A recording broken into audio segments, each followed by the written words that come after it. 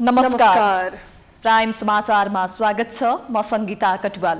म सुषमा श्रेष्ठ। सुरु गरौं अहिलेसम्मका प्रमुख समाचारबाट। प्रधानमन्त्री देउबाद्वारा मन्त्रीमण्डल विस्तारका लागि छलफल तीव्र। माधव नेपालले पठाए मन्त्रीका लागि 5 जनाको नाम। दल सम्बन्धी अध्यादेश फिर्ता लिने तयारी। पटक पटक हुने असुरक्षित हवाई यात्राले नेपाली आकाश र हवाई सेवामाथि प्रश्न चिन्ह। प्राविधिक रूपमा हुने कमजोरी सुधारतर्फ विमान कम्पनी र सरकारले ध्यान दिएन। दशैंमा काठमाडौँ उपत्यकाबाट बाहिरिनेका लागि आजबाट अग्रिम टिकट बुकिङ खुला। बस पार्कमा चहल पहल बढ्यो। बजारमा पनि किनमेलका लागि भिडभाड। 14औं महाधिवेशनका लागि कंग्रेसभित्र विभिन्न पदमा उम्मेदवारी घोषणाको होडबाजी। देउबा पौडेललाई छोडेर नेताहरूको गुट परिवर्तनले भिडन्त रोचक बन्दै।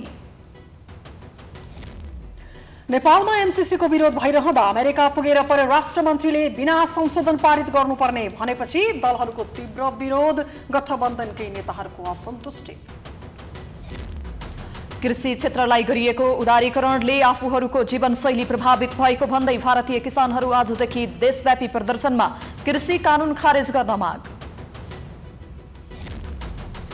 र राष्ट्रिय महिला तथा पुरुष क्लब भलिबल च्याम्पियनसिपमा पुरुषतर्फ हेल्प नेपाल, गण्डकी प्रदेश, नेपाल पुलिस र गलकोट स्पोर्ट्स क्लब विजयी।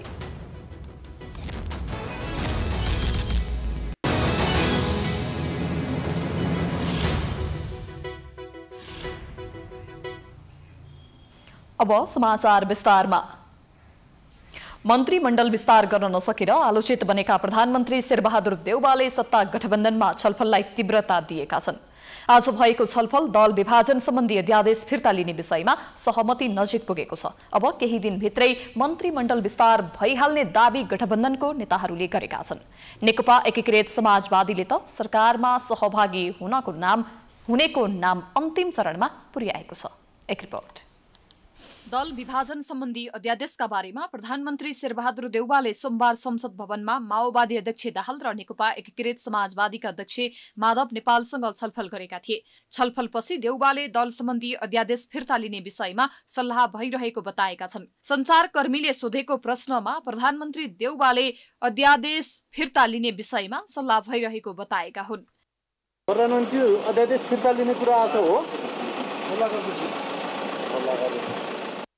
त्यस्तै नेकपा एकीकृत समाजवादीका नेता विरोध खतिवड़ाले दल सम्बन्धी अध्यादेश फिर्ता लिने सहमति भएको जानकारी दिए। उनले अध्यादेश फिर्ता भएपछि मन्त्री परिषदले पूर्णता पाउने बताए। फिर्ता लिने कुरो भएको छ। अब क्याबिनेट प्रक्रिया पुर्याएर जानुपर्ने हुनाले अब क्याबिनेट सायद बस्दै होला। सरकार बनाएको छ, अपूर्ण छ भने त्यसले पूर्णता पाउने प्रक्रिया आफ्नो ढङ्गले अगाडि बढिहाल्छ नि त। त्यस्तै जनता समाजवादी पार्टीका नेता मोहम्मद इस्तियाक राईले अहिले दल सम्बन्धी अध्यादेशको औचित्य समाप्त भएकाले अब फिर्ता लिनुपर्ने बताए। उनले एउटै दलमा बस्न नसक्नेलाई अन्य दलमा जाने बाटो खुलाउनका लागि अध्यादेश ल्याइएको र अब त्यसको आवश्यकता सकिएको बताए। बस्न नखोज्नेलाई हामीले चाहिँ सहजता प्रदान गरिनुपर्दछ भन्ने हाम्रो उद्देश्य थियो। त्यो अनुसार चाहिँ अध्यादेश आयो। त्यो चाहिँ अब दर्ता भइसकेको अवस्था हो। त्यो अध्यादेश अब फिर्ता हुनुपर्छ भन्ने चाहिँ। गठबन्धनमा अध्यादेश फिर्ता गर्ने सहमति जुटेसँगै अब मन्त्रीमण्डल विस्तार छिटै हुने सम्भावना बढेर गएको छ। नेपाल कम्युनिस्ट पार्टी माओवादी केन्द्रले सरकार विस्तारमा देखिएको कानूनी जटिलता हटाएर तत्काल प्रक्रिया सुरु गर्नुपर्नेमा जोड दिँदै गठबन्धनमा आबद्ध दलसँग छलफल गर्ने भएको छ। त्यो त कानूनी प्रक्रियाहरू नै नटुङ्गिएको हुनाले त्यो विषयमा प्रवेश नै भएको छैन भन्ने थियो। अब त्यो अध्यादेशको कुरा त सरकारको स्वविवेकको कुरा भयो के अरे। आवश्यकताले अध्यादेश जारी गर्ने कुरा, सरकारले आवश्यकताले फिर्ता गर्ने कुरा। नेपाली कंग्रेसका नेता रमेश लेखकले अब 1-2 दिनभित्रै सरकारले पूर्णता पाउने दावी गरेका छन्। सोमबार रिपोर्टर्स क्लब नेपालले आयोजना गरेको साक्षात्कारमा बोल्दै नेता लेखकले अहिले आफ्नो पार्टीको मात्रै एकमान सरकार नभएको र सरकारमा गठबन्धनको सहभागिता रहेकोले केही राजनीतिक र वैधानिक समस्या समाधान गरेर सरकार विस्तार गर्ने बताए। कतिपय राजनीतिक जटिलताका कारणले, कतिपय वैधानिक कानुनी अप्ठ्याराका कारणले सरकार मन्त्री परिषद विस्तार गर्ने कुरामा ढिलो भएको छ। गठबन्धनमा संसदीय दल वा केन्द्रीय कमिटिको 20% जुटाएर दल विभाजन गर्ने गरी ल्याइएको राजनीतिक दल सम्बन्धी अध्यादेश फिर्ता लिने कि प्रतिस्थापन विधेयक ल्याउने भन्ने विवाद छ। माधव कुमार नेपाल नेतृत्वको नेकपा एकीकृत समाजवादीको जोडबलमा सरकारले यो अध्यादेश 23 भदौमा प्रतिनिधि सभामा टेबल गरेको छ। तर यो अध्यादेश कायम रहँदासम्म मन्त्री परिषद विस्तार गर्न नहुने जनता समाजवादी पार्टी जसपाको अडान छ। गठबन्धनका नेताहरूले पछिल्ला दिन दैनिक सरकार विस्तार र अध्यादेशका बारेमा निरन्तर छलफल भए पनि टुङ्गो लाग्न सकेको छैन। असार 29मा गठबन्धनका तर्फबाट प्रधानमन्त्री बनेका कांग्रेस सभापति शेरबहादुर देउवाले 3 महिना पुग्न लाग्दा समेत मन्त्री परिषदलाई पूर्णता दिन सकेका छैनन्।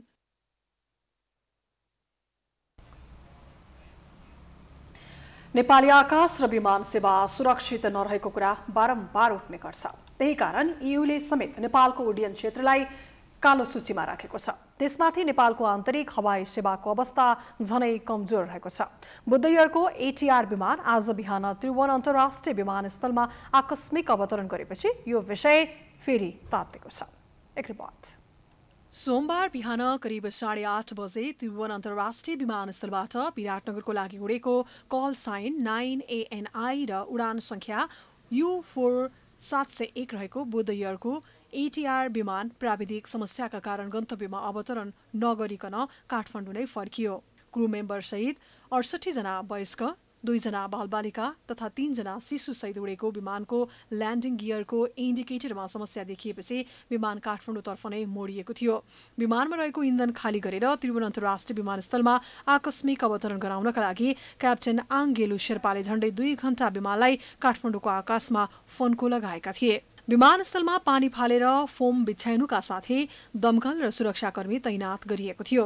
तर विमानलाई केही तल ल्याएर कन्ट्रोल टावरबाट हेर्दा ल्यान्डिङ गियर बाहिर निस्किएको देखियो। विराटनगरमा झण्डै आधा दर्जन पटक अवतरणको असफल प्रयास गरेको विमान र यात्रु सकुशल काठमाडौँ विमानस्थलमा अवतरण भए।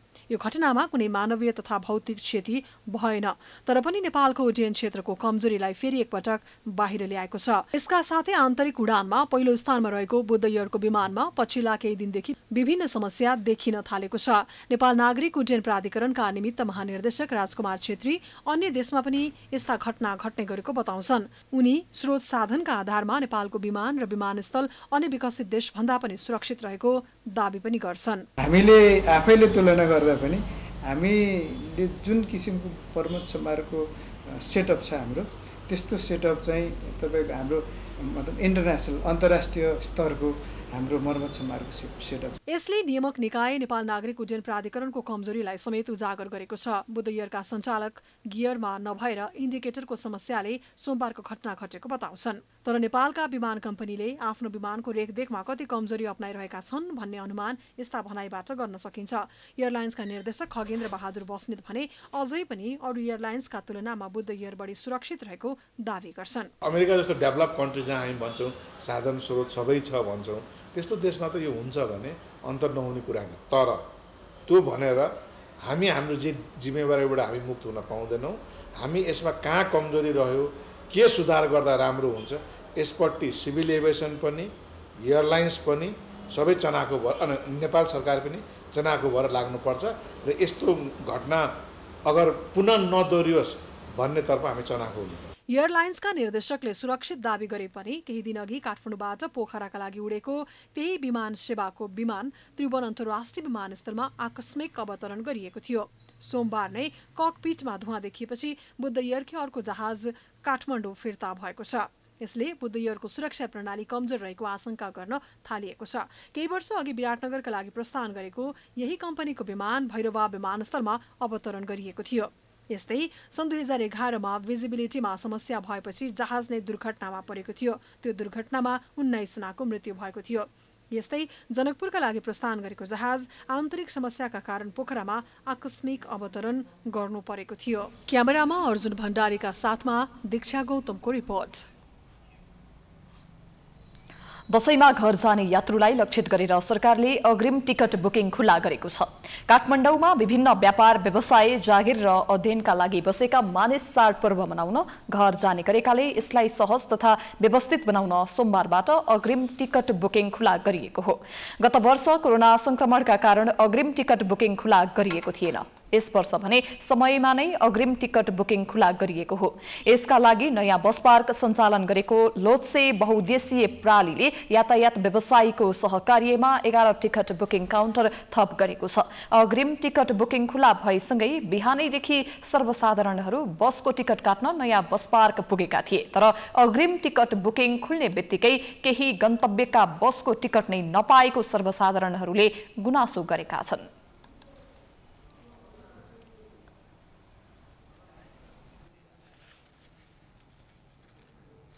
जानुहोस् 21 गते खाली छ, 24 गते खाली छ, 27 गते खाली छ भनेर त भएन नि सर। एउटा आफ्नो पनि त म्यानेजमेन्ट हुन्छ नि।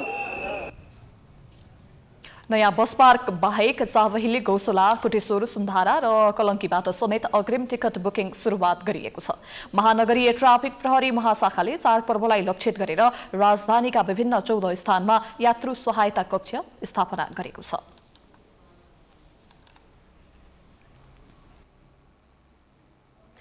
नेपालीहरूको महान चाड बडा दशैं र तिहार नजिकैसँगै काठमाडौँको मुख्य व्यापारिक केन्द्रहरूमा भीडभाड बढ्न थालेको छ। तर विगतका वर्षको तुलनामा बजार भाउ महँगो बनेको हुँदा उपभोक्ता मर्कामा परेका छन्। त्यसमाथि बजारमा बढ्दै गएको भीडले कोरोना संक्रमणको जोखिमलाई समेत बढाइरहेको छ। एक रिपोर्ट। दुखै गरेर भए पनि फुर्सद निकालेर मिठो खाने र राम्रो लगाउने चाडका रूपमा बडा दशैंलाई लिइन्छ। यस्ता चाडपर्वमा धनाज्ञदेखि कम आय हुने वर्गले समेत क्षमता अनुसार आफ्नै शैलीमा बडा दशैं मनाउँछन्। यही असोज 21 गते घटस्थापना गरेसँगै दशैंले सबैको घर आँगनमा प्रवेश गर्नेछ। तर समाज भड्किलो बन्दै जाँदा शहर बजारलाई अहिले नै दशैंको रन्कोले तताएको छ। यो सँगै बजारमा भीडभाड पनि बढ्न थालेको छ। उपत्यका सडकमा सवारीको चाप अन्य समयभन्दा अत्याधिक देखिन थालेको छ। ट्राफिक व्यवस्थापन समेत अस्तव्यस्त हुन थालिसकेको छ। विगत वर्षको अनुभवको आधारमा यो वर्ष पनि चाडपर्वलाई लक्षित गरेर नेपाल प्रहरी ट्राफिक प्रहरीले सुरक्षा व्यवस्थापनको योजना बनाए पनि प्रभावकारी भने देखिएको छैन। हाम्रो चाडपर्वलाई भनेर अब हिजो 10 गतेदेखि सुरु भयो। हाम्रो 1540 जना ट्राफिक प्रहरी चाहिँ फिल्डमा खट्छन्। अब 132 ठाउँमा हाम्रो चेकिङ हुन्छ। बिहान 6 बजेदेखि भोलिपल्ट बिहान 3 बजेसम्म। यसमा चाहिँ स्पेशल चेकिङ हामीले के गर्छौँ भने विशेष चेकिङ चाहिँ मापसे गर्छौँ। किनभने हामी नेपालीहरू चाहिँ मापसे गरेपछि मात्रै रमाइलो हुन्छ भन्ने मानसिकता भएको भएर हामीले मापसेलाई बढी जोड दिन्छौँ। मापसेलाई जोड दिने बित्तिकै दुर्घटना कम हुन्छ भन्ने हाम्रो मान्यता रहेछ। त्यही भएर 132 ठाउँमा हाम्रो काठमाडौँ, ललितपुर, भक्तपुरमा मात्रै 132 ठाउँमा चेकिङ हुन्छ। राजधानीका अधिकांश सपिङ महल बजारहरूमा किनमेल गर्नेको भिड छ। अझ असन, इन्द्रचोक, महाबौद्ध, न्युरोडमा त खुट्टा टेक्ने ठाउँ समेत छैन। भित्री शहरमा साँगुरा गल्लीमा आवतजावत गर्न निकै मुस्किल परेको छ। ठूला भारी बोकेर हिँड्ने बटुवाहरूको संख्या उत्तिकै छ। दुई पाङ्ग्रे सवारीको आवतजावत नै समस्या छ। अहिले सडकमा सवारी र बजारमा किनमेल गर्नेको भिड देखिन्छ। तर बजारमा भने हरेक वस्तुको मूल्य आकाशिएको छ। कहिले कोरोनाको कारण सामान आयात हुने नाकाहरू बन्द हुँदा त कहिले व्यापारीले मनलाग्दी भाव राख्दा उपभोक्ता मर्कामा परेका छन्। तरकारी बेच्छ। कस्तो छ तपाईको व्यापार चाहिँ कस्तो छ अहिले भन्नुस् न? ठिकै भन्नु पर्ला। व्यापार भने कहिले हुन्छ कहिले हुँदैन, ठाई हुँदैन। धेरै महँगो छ नि, सबै तरकारी महँगो छ। खाद्यान्नमा सबै दाल, चिनी, नुनदेखि लिएर सबै बढेको छ नि। धेरै असर छ मान्छेलाई। अब बिहान बेलुका छाक कसरी टार्नु जस्तो छ। चाडबाडलाई नगरी नै हुँदैन, गर्न पनि गाह्रो छ कि। सबै बढेको छ नि होइन। अब त्यो समय अनुसारले अब यही लटोल भइरहेको छ। यसले गर्दा नि अलिक बढी भइरहेको छ कि, त्यही भएर। बजार भाव महँगो नै भए पनि सडकका पसल मात्र होइनन्, भित्री गल्लीका पसलहरूमा निकै भिड छ। यता व्यापारीहरूको गुनासो पनि उस्तै छ। अहिले सामान आयात हुने नाकाहरूबाट भनेको समयमा सामान नआउँदा आफूहरूले बाध्य भएर मूल्य बढाउनु परेको गुनासो व्यापारीहरूको छ। होइन, अब ग्राहकहरूलाई त मगो परिहाल्छ नि। अब हामीले त्यो त जोड्नै परिहाल्छ, खर्च त जोड्नै पर्यो होइन। नाफा बरु अलिकति कम गरौँला होइन। नाफा त अलिक कम गरेर पनि बेच्न सकिन्छ। तर ग्राहकहरूलाई त पोहोरभन्दा त बढी नै पर्छ। पर्नु त उपभोक्तालाई पनि बढी नै पर्छ। सामानको दाम त त्यही 20-25% बढ्यो छ। 25% जति बढेको छ सामानको दाम। सामानको भन्नाले सामानको त दाम खासै त्यस्तै हो। तर खर्च बढेकोले गर्दाखेरि सामानमै जोड्नु पर्ने भएकोले गर्दा त्यहाँ बढेकै हुन्छ। तातोपानी, केरुङ जस्ता चिनिया नाका करिब 2 वर्षदेखि बन्द छन्। यसको असर व्यापारीदेखि उपभोक्तासम्मलाई परेको छ। उता हरेक सामानमा महँगी अनि कोरोनाको प्रभावका कारण बेरोजगार बनेकाहरू अहिले कसरी महँगो दशैं मनाउने भनेर सोच मग्न हुन थालेका छन्। सरकारले बजारको उचित अनुगमन तथा नाका खुलाउन पहल नगर्दा बजार अचाकली महँगो बनेको छ। 42औं विश्व पर्यटन दिवस नेपालमा पनि विविध कार्यक्रमको आयोजना गरी मनाइएको छ। दिवसका अवसरमा संस्कृति, पर्यटन तथा नागरिक उड्डयन मन्त्रालय र मातहत निकाय तथा सरोकार संस्थाले विभिन्न कार्यक्रम गरी दिवस मनाएका हुन्। सबैका लागि पर्यटन पहुँचयोग्य विश्वव्यापी पर्यटनको प्रवर्धन नारासहित हरेक वर्ष सेप्टेम्बर 27 मा विश्व पर्यटन दिवस मनाइन्छ। दिवसका अवसरमा प्रधानमन्त्री शेरबहादुर देउवाले नेपाल पर्वतारोहण संघको नागपोखरी स्थित आफ्नो नवनिर्मित भवनको उद्घाटन गरेका थिए। कार्यक्रममा देउवाले सरकारले आर्थिक वृद्धि र विकासका लागि पर्यटन क्षेत्रलाई प्राथमिकतामा राखी विभिन्न कार्यक्रम कार्यान्वयन तय गरेको बताए। उनले पर्यटन क्षेत्रको पूर्वाधार विकास र नयाँ गन्तव्यको पहिचानका लागि सरकार सहुलियत दिन, सहजीकरण र सहकार्य गर्न तयार रहेको पनि बताए।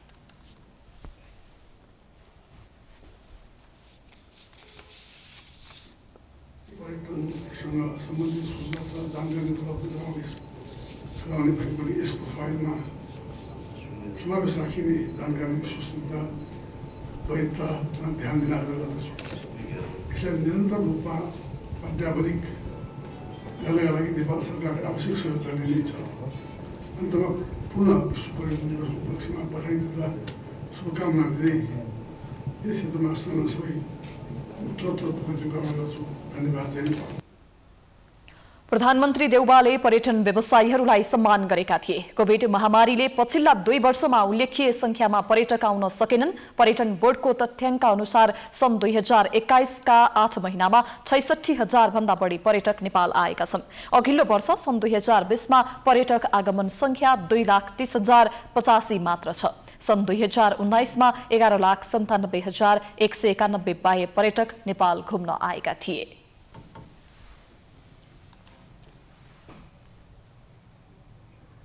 समाचारको सिलसिला जारी छ। हामी विश्रामपछि आउँछौं।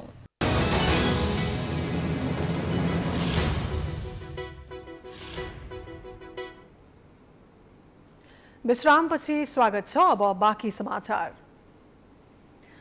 मंसिर 9 गतेदेखि 13 गतेसम्म निर्धारित 14औं महाधिवेशनका लागि कांग्रेसभित्र विभिन्न पदमा उम्मेदवारी घोषणाको होडबाजी चलिरहेको छ। शीर्ष नेताका विश्वासपात्रहरू नै अलग गुटको अभ्यासमा जुटिसकेका छन्। युवा नेता भनिनेहरू पनि गुट अदल बदलमा अघि बढिरहेका छन्। गुट अदल बदलको श्रृङ्खला हेर्दा नेपाली कांग्रेसको 14औं महाधिवेशन रोचक र फरक हुने देखिएको छ। एक रिपोर्ट। 13औं महाधिवेशनमा सभापति निर्वाचित भएपछि शेरबहादुर देउवाले पार्टीमा गुटको अन्त्य गर्ने प्रतिबद्धता व्यक्त गरेका थिए। तर देउवा सभापति बने यता कांग्रेसमा गुटबन्दी झनै मौलाएको छ। सभापति शेरबहादुर देउवा र वरिष्ठ नेता रामचन्द्र पौडेलसँगै तेस्रो गुटका रूपमा पूर्व महामन्त्री कृष्णप्रसाद सिटौला सक्रिय देखिन्छन्। गुटको प्रत्यक्ष प्रभाव 14औं महाधिवेशन अन्तर्गत भदौ 18 गतेदेखि सुरु भएको वडा अधिवेशनमा समेत देखिएको छ। शनिबार र आइतबार भएको स्थानीय तहको अधिवेशनमा देउवा र पौडेल दुवै समूह प्यानल नै बनाएर प्रतिस्पर्धामा उत्रिएका थिए। अधिवेशन भएका जिल्लामा गुटकै कारण लामो समयदेखि पार्टीमा योगदान दिएका नेता कार्यकर्तालाई वडाबाटै क्षेत्रीय प्रतिनिधि बन्न रोकिएको छ। सहमतिको नाममा क्षेत्रीय प्रतिनिधि चयन गरिएका अधिकांश स्थानमा गुटको हैसियत अनुसार भागबण्डा गरिएको छ। वडा र पालिका अधिवेशनमा त एकले अर्का पक्षलाई निषेध गरेका छन्।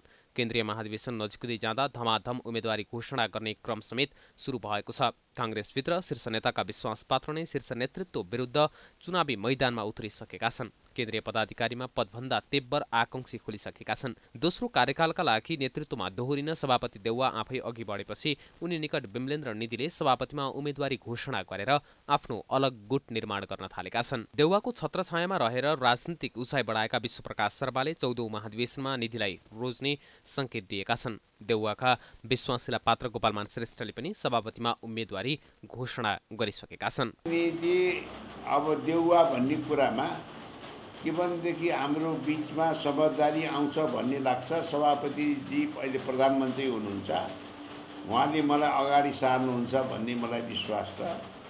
पछि के हुन्छ त्यही अनुसार अगाडि बढ्छ। चुनाव उठ्ने साथ नयाँ गुट बन्यो भन्ने कुरा आउँदैन। अब त्यसमा के भनेदेखि अब चुनाव लड्दा अब प्यानल वाइज नै हुनसक्छ। प्यानल जसरी बन्छ त्यो बनेपछि मात्र थाहा हुन्छ। श्रेष्ठले पनि देउवाले सरकार र आफूहरूले पार्टी चलाउनु पर्ने बताउँदै आएका छन्। देउवालाई यति बेला 13औं महाधिवेशनका सारथीहरू जोगाउनै मुस्किल छ। 13औं महाधिवेशनमै देउवासँग पराजित भएका वरिष्ठ नेता पौडेल फेरि आफै सभापतिको उम्मेद्वार बन्न कसिएका छन्। विगतमा देउवा विरुद्ध एकजुट भएको रामचन्द्र पौडेल गुट पनि विभिन्न चिरामा विभाजित छ। यो समूहमा वरिष्ठ नेता पौडेल सहित महामन्त्री शशाङ्क कोइराला, पूर्व महामन्त्री प्रकाशमान सिंह र डाक्टर शेखर कोइराला सभापतिका मुख्य आकांक्षी हुन्। गुटलाई कायम राखेर एकजना मात्र सभापतिको उम्मेद्वार छान्न यो गुटलाई हम्मे हम्मे परेको छ। 12औं महाधिवेशनमा सुशील कोइरालाको नेतृत्वमा हामीहरू जो साथीहरू एक ठाउँमा रहेर प्रतिस्पर्धा गर्यौं। 13औं महाधिवेशनमा हामीहरू फरक फरक ठाउँहरूमा उभियौं। 14औं महाधिवेशनमा एकपटक फेरि एकै ठाउँमा उभियौं। त्यसले एउटा परिणाम दिन्छ। म 13औं महाधिवेशनमा फरक फरक ठाउँमा उभिनु भएको रामचन्द्र पौडेलदेखि कृष्ण सिटौलासम्म, अर्जुन नरसिंह केसीदेखि चन्द्र भण्डारीसम्म, मसम्म भन्नु हामीहरू जो कोही कहाँ भयौँ, हामीहरू सबै एकै ठाउँमा उभियौँ र एउटा ताकत बनाऊ भन्ने कुरामा लागिरहेको छु। कुनै एकजनाको नाममा सहमति हुने सम्भावना न्यून हुँदैछ। पौडेल समूहबाटै कल्याण गुरुङले सभापतिमा उम्मेदवारी घोषणा गरेका छन्। 13औं महाधिवेशनमा छुट्टै गुट बनाएर सभापतिमा प्रतिस्पर्धा गरेका पूर्व महामन्त्री कृष्णप्रसाद सिटौला पर्खर हेरको अवस्थामा छन्। पार्टी र सरकार दुवैमा देउवा असफल देखिएका कारण आसन्न महाधिवेशनमा नेतृत्व पुस्तान्तरणको मुद्दा जोडतोडले उठेको छ। राजनीतिक विश्लेषक पुरञ्जन आचार्य कांग्रेस मिति गुज्रेको औषधि जस्तै भएको धारणा राख्छन्। डेट एक्सपायर दबाई जस्तो कांग्रेस भएको छ अहिले। डेट एक्सपायर त भयो, तर अब पोलिटिकल पार्टीहरूको चाहिँ डेट भनेको चाहिँ जनताको मनमा गएर चाहिँ एक्सपायर भएको छ कि छैन होइन। प्राविधिक रूपले त यस्तो एक्सपायर धेरैपल्ट भएको। कांग्रेस नेता शेखर कोइरालाले पार्टी सभापतिमा निर्वाचित भए प्रधानमन्त्री नबन्ने सार्वजनिक रूपमै घोषणा गरेर फरक अवधारणा अघि सारेका छन्। कोइरालाले सभापति बन्न प्रधानमन्त्री र राष्ट्रपतिको कार्ड फालेको अनुमान गरिएको छ। कांग्रेसका नेतात्रय विमलेन्द्र नीति, शशाङ्क कोइराला र प्रकाशमान सिंहले पनि छलफललाई तीव्रता दिएका छन्। उनीहरूबीच अहिलेसम्म औपचारिक रूपमा 5 पटक बैठक बसिसकेको छ। नेदी, कोइराला र सिंहबीच समीकरण बने सभापति देउवा र वरिष्ठ नेता पौडेललाई पुस्तान्तरण र नेतृत्व हस्तान्तरणका लागि दबाव पुग्नेछ। तर सभापतिका लागि 3 जनाले एकले अर्कालाई स्वीकार्ने सम्भावना भने निकै कम छ। महाधिवेशनको मुखमा युवा नेताका गुट अदले बदलेले महाधिवेशनको नतिजालाई प्रभावित पार्ने आकलन गर्न थालिएको छ। प्राइम टाइम्स टेलिभिजनका लागि क्यामेरामा अमृत भट्टका साथमा प्रकाश बामको रिपोर्ट।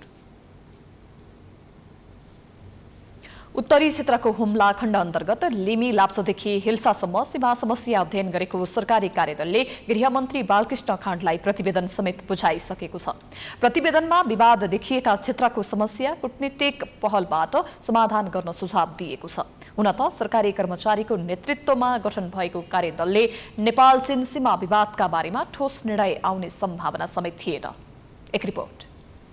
गृह मन्त्रालयका सहसचिव जयप्रकाश आचार्यको संयोजकत्वमा रहेको सीमा अध्ययन समितिका सदस्य र नाम्खा गाउँपालिका 6 का स्थानीयले संयुक्त रूपमा लिमीदेखि लाप्चा र हिल्साको सीमा अध्ययन गरेको थियो। स्थलगत अध्ययनपछि नाम्खा गाउँपालिकामा चीनबाट नेपाली भूमि अतिक्रमण भएको भन्दै कांग्रेस कर्णाली प्रदेश संसदीय दलका नेता जीवन बहादुर साईले दाबी गर्दै आएका छन्। उनकै दाबी अनुसार सरकारले आचार्यको संयोजकत्वमा सरकारी कर्मचारीहरू रहेको कार्यदल बनाएको थियो। हुन त विगतमा समेत यस्ता कार्यदल बनेका थिए, तर प्रतिवेदनको राय कहिले कार्यान्वयन भएको छैन। यसपटक पनि समितिले विवाद देखिएका स्थानमा कूटनीतिक प्रयासमा समस्या समाधान गर्न राय दिएको छ। सरकारी टोलीले केही स्थानमा सीमा विवाद रहेको निष्कर्ष दिए पनि त्यसलाई कूटनीतिक पहलबाट दुवै देशको संयुक्त कार्यदल मार्फत टुङ्ग्याउनु पर्ने राय पनि दिएको छ। तर छिमेकी मुलुकसँग सीमा तथा अन्य विषयमा नेपालको कूटनीतिक पहल सधैँ फितलो रहँदै आएको देखिन्छ। त हामी पनि एकपालि विज्ञप्ति निकाल्छौँ, 2टा प्रधानमन्त्रीको विज्ञप्तिमा पर्या हुन्छ, समाधान गर्ने भने हुन्छ, त्यो हुँदैन। हामी लागिरहनु पर्ने यसमा कूटनीतिक हिसाबले। यहाँ उताउलो भएर भाषण गरेर यहाँ नारा जुलुस लिएर मेसी घेर्न जाने होइन कि, चर्का ठुल्ले भोटको राजनीति गर्ने होइन कि, देशको समस्या सुल्झाउनलाई शान्त कूटनीतिक हिसाबले अगाडि बढ्नुपर्ने। हाम्रो चाहिँ उल्टो हुन्छ, यहाँ हल्ला खल्ला गरेर हल्ला गरेर वातावरण बिगार्ने अनि वार्ता गर्छु भन्ने। टोलीले नेपाल चीन सीमामा पर्ने हुम्ला जिल्लाका विकट क्षेत्रमा अवस्थित सीमा क्षेत्रको स्थलगत अध्ययनमा गएको सरकारी टोलीले 7वटा सीमा स्तम्भको प्रत्यक्ष अवलोकन गरेको थियो, जसमा सुरक्षा निकायको हवाला दिँदै 3वटा सीमा स्तम्भमा कुनै समस्या नरहेको उल्लेख गरिएको छ। कांग्रेस नेता साईले बुझाएको प्रतिवेदनमा भने नाम्खा गाउँपालिका 6 लुलुङजुङ क्षेत्रमा चीनद्वारा हुम्लामा मात्र 6 ठाउँमा सीमा मिचिएको दावी गरिएको थियो। सरकारद्वारा गठित कार्यदलले नेपाल चीन सीमा स्तम्भ नम्बर 12 नजिकैको लिमी लाप्चा क्षेत्रको पनि भ्रमण गरेको थियो, तर मौसमको प्रतिकूलताका कारण 11 नम्बरको स्तम्भसम्म पुग्न भने सकेन। नाम्खा गाउँपालिकाको 6 नम्बर वडामा पर्ने टाकुली लेकमा झण्डै 5202 मिटर उचाइमा अवस्थित 11 नम्बर सीमा स्तम्भको अवलोकन बिना सरकारी अध्ययन पूर्ण हुन नसक्ने विज्ञहरू बताउँछन्। हुन त हुम्लाका तत्कालीन सहायक प्रमुख जिल्ला अधिकारी दत्तराज हमालले 2077 भदौको अन्तिम साता स्थलगत अनुगमन गरेर चीनबाट नेपाली भूभाग अतिक्रमण भएको बताएपछि विवाद उत्पन्न भएको थियो। चीनले त्यो आरोप गलत रहेको भन्दै परराष्ट्र मन्त्रालयमा असन्तुष्टि जनाएपछि तत्कालीन केपी ओली सरकारले चीनसँगको सीमामा विवाद नरहेको बताएको थियो। त्यसपछि गृह मन्त्रालयले लिमी क्षेत्रको थप अध्ययन गर्न जिल्ला प्रशासन कार्यालयलाई निर्देशन दिएको थियो। तत्कालीन प्रमुख जिल्ला अधिकारी चिरञ्जीवी गिरीसहितको टोलीले विवाद रहेको भनिएको 11 नम्बरको स्तम्भको अध्ययन समेत गरेको थियो। टोलीले गायब भएको भनिएको स्तम्भ ढुङ्गाले छोपिएको अवस्थामा फेला पारेको थियो। सीमामा वर्षौंदेखिको विवाद समाधान गर्न सरकार असफल हुन सकेको छैन। सरकार तथा राजनीतिक दलले स्वार्थ अनुकूल परराष्ट्र नीतिको व्याख्या गर्ने भएकाले ठूला समस्या समाधान हुन सकेको छैन। दुई देशको प्राविधिकहरूले सीमाङ्कन गर्ने समयमा स्थानीय बासिन्दालाई पटक्कै जानकारी नगराउनको कारणले गर्दाखेरि सीमा यहाँ हो कि त्यहाँ हो भनेर स्थानीय बासिन्दालाई कन्फ्युजन हुन्छ। अनि त्यही कारणले सीमा यसो मिचिएको हो कि भन्ने कुरा आउँछ है। त्यस कारणले सीमालाई सुरुदेखि नै अब नियमन र भनौँ झगडा नहुनुको निमित्त चाहिँ चाहे त्यो नेपाल चीन सिमाना होस् चाहे नेपाल भारत सिमाना होस्, स्थानीय बासिन्दालाई, स्थानीय गाउँपालिकाको प्रमुखलाई, नगरपालिकाको प्रमुख, स्थानीय निकायलाई चाहिँ जानकारी गराउनु पर्ने हुन्छ। दुई ठूला शक्तिशाली छिमेकी मुलुकको अगाडि नेपालको कूटनीतिक चातुर्यता सधैँ मजाकको विषय बन्ने गरेको छ। त्यसैले दुवै छिमेकीसँगको सीमा विवाद हल गर्न सरकारले सोच विचार गरेर पाइला चाल्न आवश्यक देखिन्छ। परराष्ट्र मन्त्रीमा नियुक्त भएकै दिन संयुक्त राष्ट्रसङ्घको महासभामा भाग लिन जाँदा आफ्नो भ्रमणमा millennium challenge corporation MCC agenda नरहेको बताएका डाक्टर नारायण खड्काले न्युयोर्क पुगेपछि बोली फेरेका छन्। स्थानीय समयअनुसार आइतबार आयोजित एक कार्यक्रममा एमसीसी सम्झौतामा संशोधन हुन नसक्ने बताउँदै परराष्ट्र मन्त्री खड्काले सरकारसँगै आफ्नो पार्टी नेपाली कांग्रेसको धारणा समेत सार्वजनिक गरेका हुन्। एक रिपोर्ट। एमसीसीकी उपाध्यक्ष फातेमा सुमारलाई निराश बनाएर घर फर्काएका प्रधानमन्त्री शेरबहादुर देउवा नेतृत्वको सरकार अहिले पनि एमसीसी सम्झौता जसरी भए पनि संसदबाट पारित गराउने पक्षमै रहेको छ। संयुक्त राष्ट्रसङ्घको 76औं महासभामा भाग लिन न्युयोर्क पुगेका सरकारका परराष्ट्र मन्त्री नारायण खड्काले एमसीसी सम्झौतामा संशोधन गर्न नमिल्ने बताउँदै अमेरिकालाई खुसी बनाउने क्रमको थालनी गरेका छन्। स्थानीय समयअनुसार आइतबार गैर आवासीय नेपाली सङ्घ न्युयोर्क च्याप्टर, जनसम्पर्क समिति र न्युयोर्क स्थित महावाणिज्य दूत कार्यालयले संयुक्त आयोजना गरेको कार्यक्रममा मन्त्री खड्काले यस्तो बताएका हुन्। त्यही कार्यक्रममा उनले एमसीसी सम्झौता संशोधन गर्न अमेरिकी सरकार कुनै पनि अवस्थामा तयार नहुने जानकारी समेत गराए। फेरि समस्या हामीलाई के नैतिक समस्या हामीले स्वेच्छा गरिसक्यौँ अनि स्वेच्छाको लागि किन नहेरेको सामान्य कुरा हो नि होइन र? कि हजुरले किन नपढ्नु भएको त त्यतिखेर? यी सब तमाम कुराहरू छन्। अब यहाँले बुझ्नु भएको छ। नेपालको परराष्ट्र मन्त्रीको धारणा सार्वजनिक गर्दै गर्दा एमसीसीकी उपाध्यक्ष फातेमा सुमारले नेपालमा के सन्देश छाडेर गएकी थिइन् भन्ने प्रश्न भएको छ। साथै मन्त्री खड्काले एमसीसीको अन्तर्राष्ट्रिय मापदण्ड रहेको तथा त्यसका बुँदाहरू नेपालमा संशोधन गर्दा अन्य देशमा समेत समस्या आउन सक्ने भन्दै त्यही कारण संशोधन हुन नसक्ने अमेरिकी सरकारको धारणा सार्वजनिक गरेका थिए। साथै उनले एमसीसी सम्झौतामा विवाद झिकिरहेको हो भने अमेरिकाले फिर्ता लैजाने चेतावनी दिँदै त्यसको दूरगामी असर नेपालले नै भोग्नुपर्ने धारणा समेत राखेका थिए। नेपालमा व्यापक विरोध भइरहेको एमसीसी सम्झौताको बचाउमा नेपालको परराष्ट्र मन्त्रीको धारणाले कूटनीतिक तथा राजनीतिक क्षेत्रमा तरङ्ग ल्याएको छ। उहाँ जुन पार्टीमा संलग्न हुनुहुन्छ, अहिले जुन सरकारको प्रतिनिधित्व गरेर त्यहाँ पुग्नु भएको छ, सोही सरकारले 11 बुँदामा संशोधनको प्रस्ताव गरेको छ। अनि आफ्नै सरकारले संशोधनको प्रस्ताव गर्ने अनि फेरि संशोधन हुँदैन भनेर चाहिँ त्यसरी बोल्नु भने राष्ट्रमाथि ठगेको हो, त्यो झुट बोलेको हो। यसरी झुट बोलेर शासनमा बस्न पाइँदैन र उहाँ नेपालमा फर्केर आएपछि त्यो झुट बोलेको कुराको हामीले चाहिँ जवाब खोज्छौँ र नेपाली जनताले जवाब खोज्नेछ। यही कार्यक्रममा उनले एमसीसी बारे सामाजिक सञ्जालमा भइरहेको प्रचारलाई भ्रमपूर्ण र अनर्गलको संज्ञा समेत दिएका छन्। साथै उनले नेपालको सडक र जलविद्युत क्षेत्रको विकासका लागि एमसीसी आवश्यक रहेको पनि धारणा राखेका थिए। साथै उनले 5 वर्षभित्र सम्पन्न गरिसक्नुपर्ने एमसीसी परियोजना संसदबाट पारित गर्न ढिलाइ भइरहेको समेत बताए। यद्यपि उनले सबैको सहमतिमा मात्रै एमसीसी सम्झौता संसदबाट पारित गर्नुपर्ने धारणा भने राखेका छन्। सत्तारूढ गठबन्धनकै दलले समेत खड्काले एमसीसीको मुद्दालाई उचाल्न नहुने तथा संशोधनपछि मात्रै पारित गर्नुपर्ने धारणा व्यक्त गरेका छन्। मिडियाहरूमा चाहिँ बुझेअनुसार चाहिँ एउटा बाहिर साइडलाइनमा चाहिँ बाहिर एउटा फोरममा चाहिँ उहाँले बोल्नुभएको भन्ने कुरा आएको छ र अब त्यो यदि यथार्थ हो भने सायद अहिलेको गठबन्धनको साझा अवधारणा अनुरूप चाहिँ सायद भएन कि भन्ने चाहिँ लाग्छ। एमसीसी परियोजनाको पक्षमा रहेकाहरू भने परराष्ट्र मन्त्रीको भनाइलाई गम्भीरतापूर्वक लिएर सरकार अगाडि बढ्नुपर्ने बताउँछन्। तर नेपालमा एमसीसी परियोजनाको व्यापक विरोध भइरहेको अवस्थामा अमेरिकामा रहेका परराष्ट्र मन्त्रीले यस्तो संवेदनशील विषयलाई हलुका लिएको धारणा सत्तापक्ष र विपक्षीमा बन्न थालेको छ, जसले गर्दा संसद सुचारू गर्न तथा सरकार विस्तार गर्न असमर्थ देखिएका प्रधानमन्त्री देउवाले थप विरोधको सामना गर्नुपर्ने देखिएको छ। प्रमुख प्रतिपक्षी दल नेकपा एमालेको निरन्तरको विरोधका बीच संघीय संसदबाट विभिन्न विधेयक पारित गरिएको छ। दुवै सदनबाट बजेटसँग जोडिएका विधेयकहरू पारित गरिएको हो। एमालेले भने संसदमा विरोध हुँदा पनि सरकार तमासा हेरेर बसेको आरोप लगाएको छ। एक रिपोर्ट। प्रमुख प्रतिपक्ष नेकपा एमाले सोमबार पनि प्रतिनिधि सभा बैठकमा नाराबाजी सहित विरोध गरेका छन्। सोमबार बैठक सुरु हुने बित्तिकै एमालेका सांसदहरूले उठेर विरोध गर्दै रोस्टम घेराउ गर्न पुगेका थिए। सो क्रममा उनीहरूले एमाले कारबाही गरेका सांसदहरूलाई सदनमा प्रवेश गराएको भन्दै नाराबाजी गरेका थिए। विरोधपछि सभामुख अग्नि सापकोटाले पटक पटक बैठक सञ्चालनको लागि सहयोग गर्न आग्रह गरेका थिए। मान्य सदस्यहरू, सभाको बैठक नियमित रूपले अवरोध गर्दा विभिन्न महत्त्वपूर्ण विषयमा छलफल हुन बाधा व्यवधान पुगिरहेको छ। सभा सञ्चालनका लागि सहयोग गर्नु हामी सबैको समान दायित्व हो।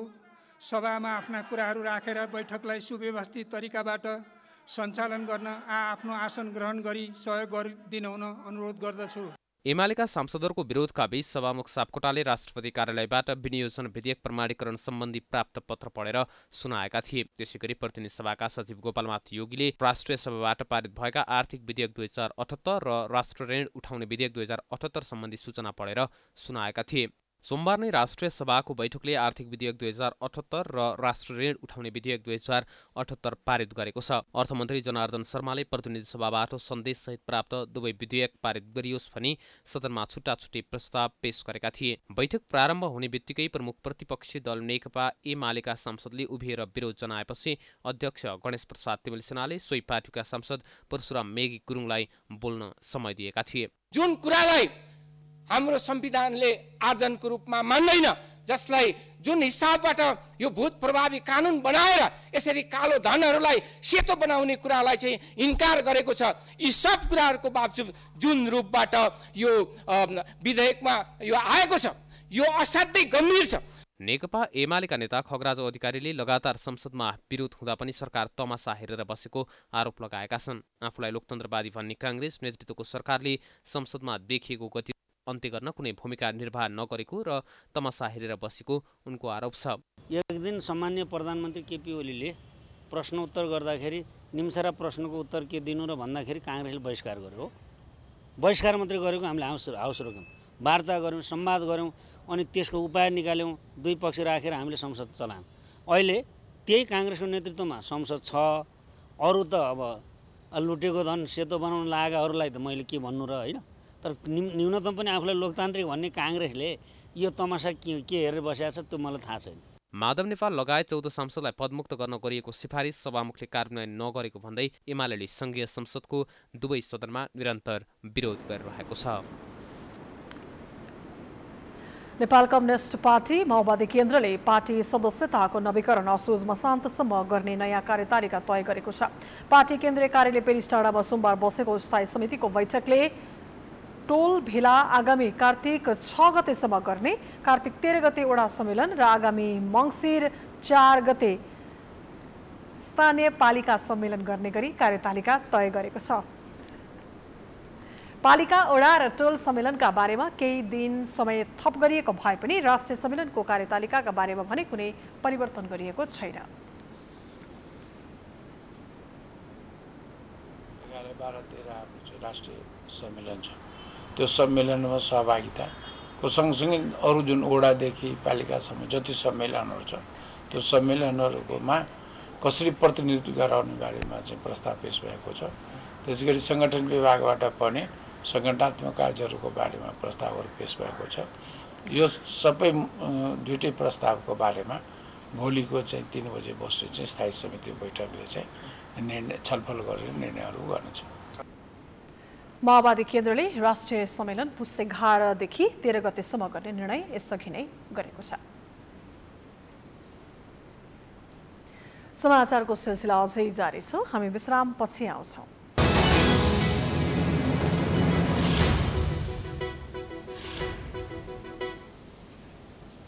विश्रामपछि स्वागत छ। अब आर्थिक समाचार।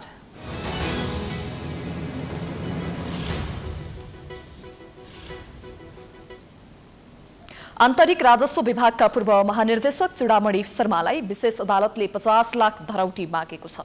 अख्तियार दुरुपयोग अनुसन्धान आयोगले उनीमाथि भ्रष्टाचार मुद्दा चलाएको थियो। सोमबार शर्मा विशेष अदालतमा हाजिर हुन पुगेका थिए। शर्माको बयानपछि न्यायाधीशद्वय अब्दुल अजेज मुसलमान र नित्यानन्द पाण्डेको इजलासले शर्मालाई 50 लाख धरौटी माग्ने आदेश गरेको हो। तत्कालीन कर फर्च्यौट आयोगमा रहँदा शर्माले व्यवसायीहरूलाई जथाभावी कर छुट दिएर राज्यकोषमा 1,20,20,585 रुपैयाँ घाटा लगाएको भन्दै अख्तियारले गत असार 9 गते भ्रष्टाचार मुद्दा दायर गरेको थियो।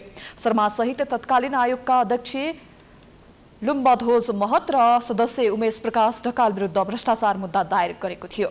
शर्मा सहितका पदाधिकारीले कर फर्च्यौट आयोग ऐन 2033 को दफा 17 बमोजिम असल नियतले आफ्नो कार्य सम्पादन नगरी व्यक्तिगत लाभ हुने र राज्यलाई हानि नोक्सानी पुर्याई बदनियतपूर्ण काम गरेको सप्रमाण पुष्टि भएको अख्तियारको दाबी छ। साताको दोस्रो कारोबार दिन नेप्से परिसूचक 2.65% घटेर बन्द भएको छ। यो पछिल्लो करिब 4.5 महिनाको न्यूनतम बिन्दु हो। सोमबार नेप्से परिसूचक 73.05 अङ्कले घटेर 2685.41 बिन्दुमा बन्द भएको हो।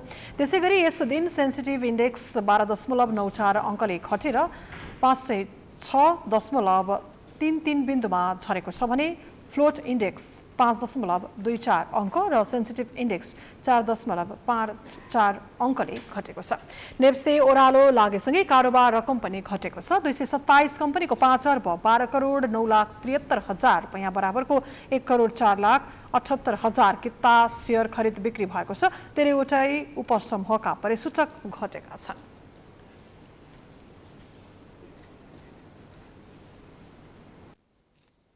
अब अन्तर्राष्ट्रिय समाचार।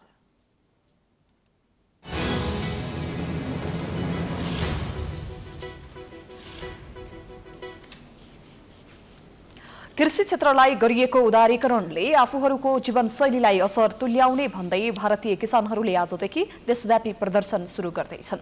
गत वर्ष ल्याइएको कृषि कानूनले आफूहरूको जीविकोपार्जनलाई असर पार्ने र कृषि क्षेत्रको निजीकरण हुन सक्ने भन्दै यो कानून खारेजीको माग गर्दै किसानहरू आन्दोलनमा छन्। किसानहरूले 10 महिनादेखि नरेन्द्र मोदीको सरकार विरुद्ध राजधानी दिल्ली वरपर अखडा जमाएर विरोध प्रदर्शन गरिरहेका छन्। यसै महिना सर्वाधिक आबादी भएको उत्तर प्रदेशमा 50,000 किसानले प्रदर्शन गरेका थिए। अहिलेसम्मकै ठूलो भनिएको उक्त प्रदर्शन मार्फत किसानले कृषि कानूनको विरोधमा प्रदर्शन गरेका थिए। गत सेप्टेम्बरमा लागू गरिएको कानूनले किसानको उत्पादन सिधै सरकारलाई बेच्ने कामलाई रोकेको छ। बिचौलिया मार्फत उत्पादन बिक्री गर्ने कानून ल्याएको भन्दै किसानहरू विरोधमा उत्रिएका हुन्। हामी समाचारको अन्त्यमा आइपुगेका छौं। जाँदा जाँदै प्रमुख समाचार पुनः एकपटक।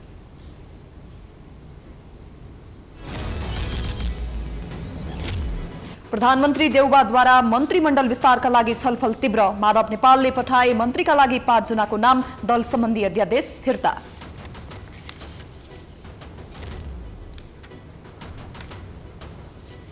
पटक पटक हुने असुरक्षित हवाई यात्राले नेपाली आकाश र हवाई सेवामाथि प्रश्न चिन्ह। प्राविधिक रूपमा हुने कमजोरी सुधारतर्फ विमान कम्पनी र सरकारले ध्यान दिएन। दशैंमा काठमाडौँ उपत्यकाबाट बाहिरिनेहरूका लागि आजबाट अग्रिम टिकट बुकिङ खुला। बस पार्कमा चहल पहल बढ्यो। बजारमा पनि किनमेलका लागि भिडभाड। 14औं महाधिवेशनका लागि कांग्रेसभित्र विभिन्न पदमा उम्मेदवारी घोषणाको होडबाजी। देउबा पौडेललाई छोडेर नेताहरूको गुट परिवर्तनले भिडन्त रोचक बन्दै। नेपालमा एमसीसीको विरोध भइरहँदा अमेरिका पुगेर परराष्ट्र मन्त्रीले बिना संशोधन पारित गर्नुपर्ने भनेपछि दलहरूको तीव्र विरोध। गठबन्धनकै नेताहरूको असन्तुष्टि। कृषि क्षेत्रलाई गरिएको उदारीकरणले आफूहरूको जीवनशैली प्रभावित भएको भन्दै भारतीय किसानहरू आजदेखि देशव्यापी प्रदर्शनमा। कृषि कानून खारेज गर्न माग। र राष्ट्रिय महिला तथा पुरुष क्लब भलिबल च्याम्पियनसिपमा पुरुषतर्फ हेल्प नेपाल, गण्डकी प्रदेश नेपाल, नेपाल पुलिस र गलकोट स्पोर्ट्स क्लब विजयी।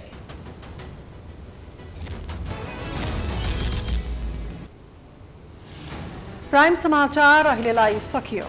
यसपछिको प्रस्तुति जनता जान्न चाहन्छन् ऋषि धमलाको साथमा हेर्न सक्नुहुनेछ। हेर्दै गर्नुहोला प्राइम टाइम्स टेलिभिजन। नमस्कार।